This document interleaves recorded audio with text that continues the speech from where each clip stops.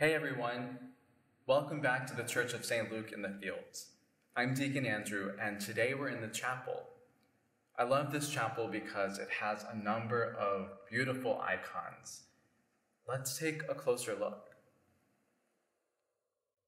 Here on the left, we have two icons, one with the angel Gabriel and with Mary, and the other with Mary when she goes to visit her cousin Elizabeth.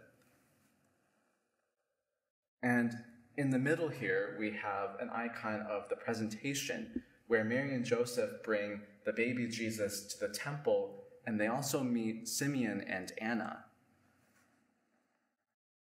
And then finally, on the right, we have two icons, one of the teen Jesus teaching in the temple with the elders, and then finally we have Mary, the mother of Jesus, with his brothers and all of the disciples on the day of Pentecost. I think this one's my favorite because on the day of Pentecost, all of these people, they gather together and they're given a gift. They're given the Spirit, and in the Spirit, they've all become a family, a new family. And so not only do these icons show the life of Jesus and his parents, but they also tell a story of the Holy Family from beginning to the fullness of the church in the Gospel of Luke. And today I want to tell another story of another family, another Holy Family in the Bible from way before the Gospel of Luke. And this is the story of the family of Noah. This is the story of Noah and his family. Noah was a righteous man, blameless among the people of his time, and he walked with God. Noah had 3 sons, Shem, Ham, and Japheth. So God said to Noah, "I am going to put an end to all people, for the earth is filled with violence because of them. I am surely going to destroy both them and the earth. So make yourself an ark of cypress wood, make room in it, and coat it with pitch inside and out. I am going to bring flood waters on the earth to destroy the life under the heavens, every creature that has breath in it. Everything on earth will perish. But I will establish my covenant with you, and you will enter the ark, you and your sons and your wife and your sons' wives with you. You are to bring into the ark 2 of all living creatures, male and female, to keep alive with you. You are to take every kind of food that is to be eaten and store it away as food for you and for them." Noah did everything just as God had commanded to him.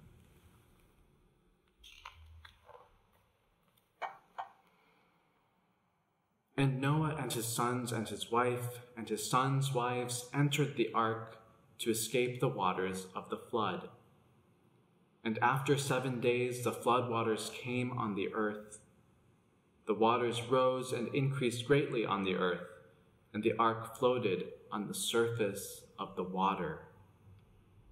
Every living thing on the face of the earth was wiped out, men and animals, and the creatures that move along the ground, and the birds of the air were wiped out from the earth. Only Noah was left, and those who were with him in the ark. The waters flooded the earth for 150 days. But God remembered Noah and all the wild animals and the livestock that were with him in the ark. And he sent a wind over the earth, and the waters receded. The waters receded steadily from the whole earth. And at the end of the 150 days, the water had gone down, And on the 70th day of the 7th month, the ark came to rest on the mountains of Ararat. After 40 days, Noah opened the window, and he sent out a raven. And it kept flying back and forth, until the water had dried up from the earth. Then he sent out a dove to see if the water had receded from the surface of the ground. But the dove could find no place to set its feet, because there was still water all over the surface of the earth.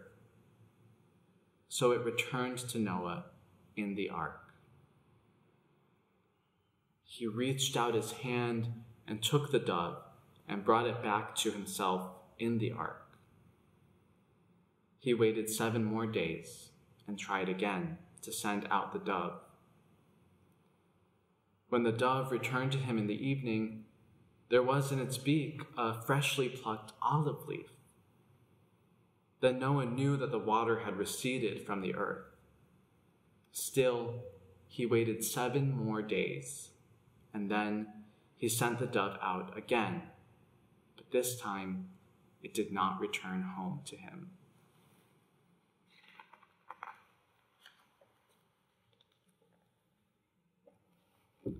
Now, by the first day of the 1st month of Noah's 601st year, the water had dried up from the earth.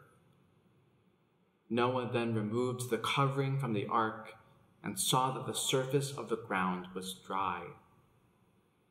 So Noah came out, together with his sons and his wife, and with his sons' wives, and all the animals and all the creatures that move along the ground, and all the birds, everything that moves on the earth, came out of the ark, one after another. Finally, God said to Noah and to his sons with him, I establish my covenant with you.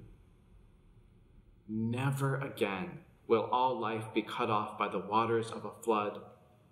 Never again will there be a flood to destroy the earth. I have set my rainbow in the clouds, and it will be the sign of the covenant between me and the earth. Whenever I bring clouds over the earth, and the rainbow appears in the clouds, I will remember my covenant between me and you and all living creatures. Never again will the waters become a flood to destroy life. So here we are at the end of Noah's story, and we have the rainbow, which is a sign of God's love to all of creation. And, I think Noah's story is a little scary. It's long. He and his family spent a long time inside the ark, in long days and long nights. And, some stories show them in a storm, rocking back and forth. And storms can be scary, regardless of whether or not you're stuck in a boat for 150 days. But one thing that I really love about this story is that at the end, God promises a sign of love to Noah and his family. And I think that that sign of love is something that we can all remember when we're going through tough times.